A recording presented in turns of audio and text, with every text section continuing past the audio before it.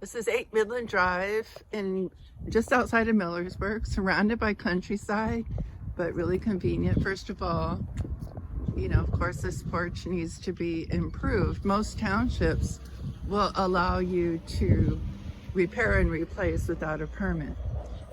One of the things with manufactured housing that people don't understand is once it's placed, location becomes a big part of the value.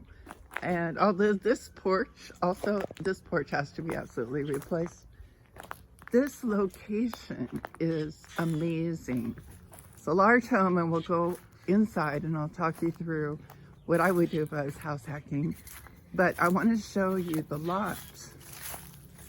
Now think about what you get with an apartment or with a condo or even with a single family home. Usually row homes, you have just a postcard size yard. This is all part of the lot that you're leasing, and you have exclusive use for. You can have a couple sheds, a fire pit. There is a third door on this double wide home. I would envision a nice big deck out there, patio with a fire pit, and the privacy. You're looking out over farmland. Look at that. You can see river views. Can you see that? And the mountains. It's on the edge of the community too, so there's not a lot of traffic, not much from neighbors. But let's go inside and walk through it, and I'll share with you what I would do if I was house hacking. Come on in. Now this one is an estate sale home, and there is some neglect due to age, but not due to irresponsibility. What you see on the right as you come in is a laundry closet with room for full-size washer and dryer. Additional cupboard space with the folding doors that close off. I would change them from metal to wood. The kitchen is completely functional. The ceiling needs some love, but the appliances work. The cupboards are updated cupboards in good shape. If you want to change it, the refrigerator works, but the way this is set up, you want to put a double stainless steel, just take these cupboards out, put them in another area of the home to add to storage. Here's a little pantry closet. And then what is in the original floor plan is a dining room. This is an optional wall. It could come or go. I kind of like the open floor plan idea with the breakfast bar. However, then you do lose some cupboard space. So depending on what's most important to you. And again, this wall is optional. Personally, I would probably take it out, have this be open. But again, it depends on the lifestyle you're building for. Just for resale purposes, I would open it up more. And then you have the coat closet here, which is always a gem. But again, it's optional. It could be taken out and made this all wide open.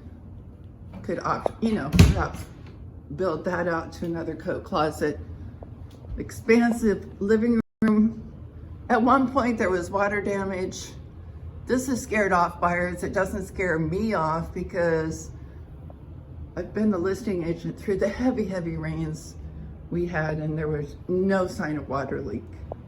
The roof is about 10 to 15 years old, as estimated by the executor, so it does need to probably be replaced sometime soon, but there is no sign of active water leaks, and I don't find really any soft spots. One of the first things I do, of course, is tear up this carpet, see what's really going on with the subfloor, but I love this accent wall. And I would keep the paneling down here if possible. Build that into the character of the home. It would be good for kind of farmhouse country, or just warm feeling with the wood. I would use browns in here. Popcorn ceiling, not a fan of it. Change that, change the light fixture, tear up the carpet. This is considered the primary bedroom, and with a lot of mobile homes, you'll see the hot water heater is in the closet. That is a newer hot water heater. Look at this digital control, so it's in good shape. And the primary bathroom is functional but dated. So in the term of house hacking, that's what I'm talking about. You could modify one room. For instance, this room, update this room would be easy. Use this room and the bathroom, then work on the rest of the house as you go. On this side of the living room are the other two guest bedrooms and guest bath. This guest bath is perfectly functional too, so you can bite off portions of the house as a project as you live in it. Here is one guest bedroom. That closet wall was drywalled shut. You'll see in a second, and we cut back open. This is the third bedroom with a rather unique situation with the back door. There was a fire at one time, you'll see in the seller's disclosure in the shed, that spread over to this room. They were working as it's been worked on. That's when they closed up that closet. That could be opened back up to make like a Jack and Jill closet or two separate closets. And this back door, for me personally, I'm tempted to make this into sort of a family room, home office, multi-purpose room with the views, and have a big deck out here. So have that indoor, outdoor living lifestyle. This is a large home situated in a great location.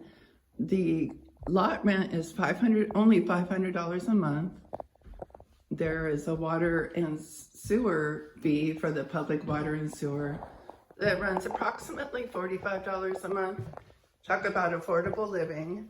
We can talk about park approval process with land lease communities.